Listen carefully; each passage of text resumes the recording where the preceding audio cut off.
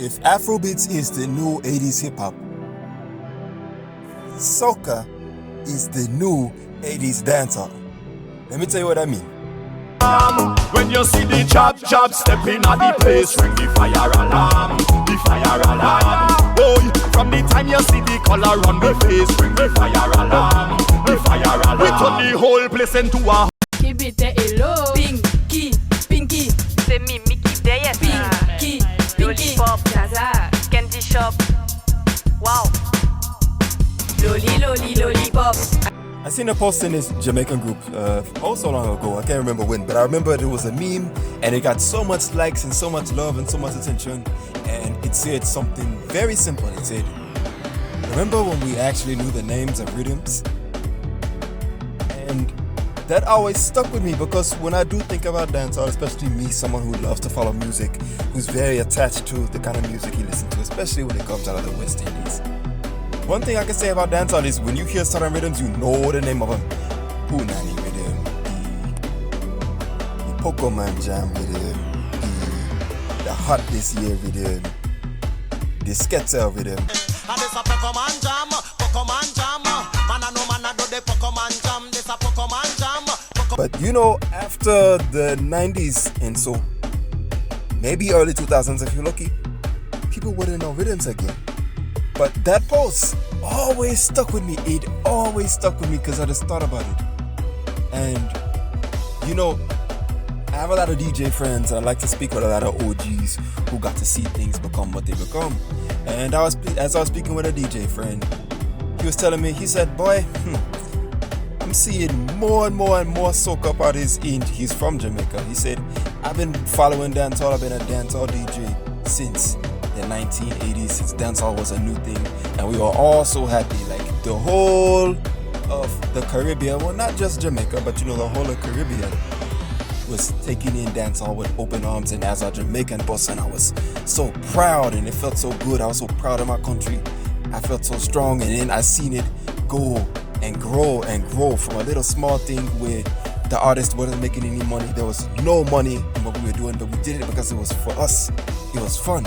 And as we saw it grow from the 80s into the 90s, and 90s it grew into this huge thing. Everybody wanted to be a Jamaican. Everybody wanted to know what we were saying. It was on the TV shows. It was on everything. And then it grew into the 2000s, and for that 20, 30 year stretch, it was the greatest thing. And soca was always a thing, but it was like, yo, who wants to listen to this? It's this granny music. Nobody wants this. But now, when I go to Jamaica, when I go to even, you know, reggae fest, I go to reggae fest. Every major city has a reggae fest. And even in the reggae fest, they want a soca band. They want to hear soca. And I don't know what's going on. And I stopped and reflected on it, and it didn't hit me until I was scrolling through Instagram today, and then I seen this. It's been a while since I've said this. Soca Leaks is back with another phenomenal question. Ooh, that felt good. It's been a while. Anyways, let's answer this. For me personally, this is too easy. It's the slam bang rhythm, the trailer jam rhythm, and the high street rhythm. Those three, those rhythms I have on repeat, because those rhythms are versatile, and every song on that rhythm, on those rhythms I just listed, are good. Are good. Like, really think about it. For example, the high street rhythm. We all know the best song on a high street rhythm is Kess's song, right? But you look at Pretty song, phenomenal. EA song, phenomenal. Mikel Tesha song, phenomenal. Patrice song, phenomenal. Like, I love when a rhythm has obviously the hit song, but the songs like under the hit ones are just as good as well. That's a sign of a versatile rhythm, and I love that. And in case you don't believe me, look at the slam bang rhythm, right? Obviously, at least in my personal opinion, the best song on the rhythm in my mind is Terror song. I think that's the best song. But Bungie song, phenomenal. Fayon song, phenomenal. Tall Pre, Job King songs, phenomenal. White Oak and Cranberry is hot. So yes, Terror has the best song in my personal opinion, but the rest of the rhythm, good. Really good. I'll say great. And that's a sign of a versatile rhythm. So I rest my case. But if you had to pick three, which three would you pick? Let me know. Let me know. Soca, Soca, Soca, Soca, Soca. One thing I've been learning about soca people these days is we know the names of rhythms. Like, hold on, like you'll be scrolling through Instagram, you'll be scrolling through I don't know, wherever, and somebody say, hey, you heard this new X, Y, and Z rhythm? And I was like, yo, wait a minute. We know the names are rhythms. Like over the past couple of years, if I say any one of these rhythms, do you know them? I heart. Watch this. Quarantine rhythm. How much people know this rhythm? Off the top of your head, like without even thinking about it, you already know. Like if I walk to somebody say quarantine rhythm, are they gonna think about it as that bouillon drop and they're about to do.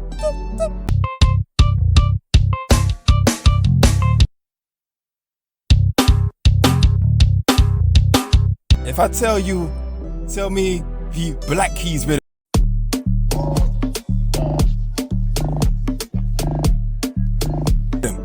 As soon as I say Black Keys rhythm, everybody's about to, boss, I'm not going to work today.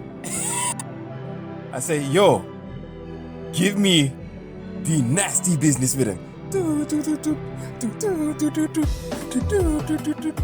And of course, over the last year alone, there's certain rhythms you don't even have to play the whole rhythm. You play the intro alone. Everybody know what's coming. Don't believe me? Watch what happens when I do this. Watch. 3, 2, 1. I bet you started jumping up right there. I didn't even play the whole rhythm. I just played the intro. Right? Don't believe me? Watch. I'll do it again. I'll play the best rhythm from all of 2023. Watch this. And this is it. Soca has entered its 80s dancehall movement. It's like, this is all the people who are in the Soca today. All the people who are in the Soca today, 10, 20 years from now, they're going to be the same old people saying, boy, what the hell happened in Soca? It used to be good. It used to be by us, for us. It used to be the way that we jumped up. We had fun. It used to be so proud for us. So I think the reason Soca is getting so popular is that the youth have something to get attached to. The same way our parents always told us, back in the day, music used to be so good. We used to go to the club to actually have fun. Oh, we used to actually do this. This is what people are getting attached to. This, for the elders in the Soca community, the people who love the music, it takes them back to the youth when the music was about the music. You understand? Because let me tell you, these people are making rhythms in their closet. They're not making rhythms in this big studio. They're not making rhythms with big record labels and all of the best producers. These people are making beats in their closet, and they going back to their day jobs whenever they're done making the music in their closet. They make what? $10,000, maybe $2,000 if they make it to the finals in Soca Monarch. And this isn't EC dollars. This isn't even US dollars, by the way. So I think people have something to get attached to, and they support the artists. Like people who support Soca. Like one thing I know about Soca fans, Soca supporters, is they are worse than K-pop fans. Soca fans are worse than K-pop fans when it comes to their Soca. Like they'll purchase the merch. They want the artist to follow, and they following every artist. This is bad. So I sat with the DJ friend and I explained to him, like literally today we just spoke, and I told him, I said, yo, I get it. I finally get it.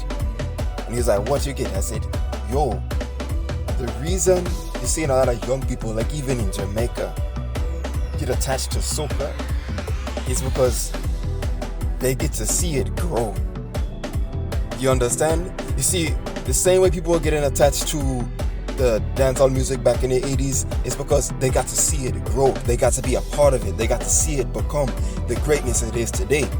Now, people who didn't listen to Soca even 5 years ago, they got into it. They seem like, yo, wait, this is the same Soca that used to be the granny music. This is the same Soca that used to be, the only time you would hear it is when it was Carnival Day.